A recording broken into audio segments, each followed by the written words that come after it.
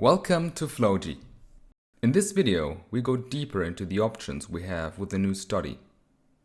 Just click the button New Study. Before we can work on anything, we have to give our study a name. For example, My First Study. We can add all kinds of descriptions in the comment section below if needed. It is not mandatory but recommended. In the future, we will work with multiple studies, and a small description will make it easier to maintain a perfect overview. Also, we can change the comments and the name of the study at any time. When we are ready with naming the study and adding comments, we continue by clicking New and confirm our intention by clicking Yes. Now, don't be afraid.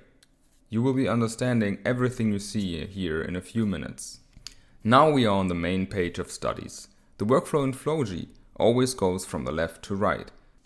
For example, if you want to open a new CT scan, you will, of course, have to open or create a study. This way, we can manage everything in an easy, efficient, and logical way. Let's see it in detail, shall we? With the Add button, we can create a new study the same way we did in the first window. With the Close button, we can close an open study. This is quite important in Flowgy because all the tasks we perform will be saved to that open study. By closing it, we're making sure that we don't save unnecessary things in our open study. If needed, we can also delete a study by clicking on the Trash button, or refresh a study where we change the name or description by activating the Refresh button.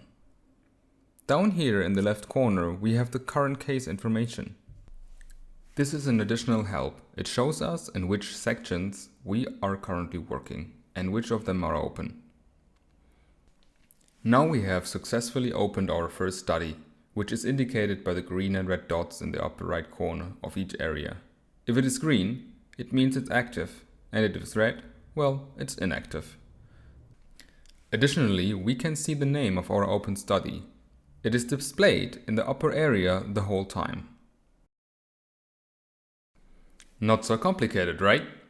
That's the way how to work with the interface of a new study.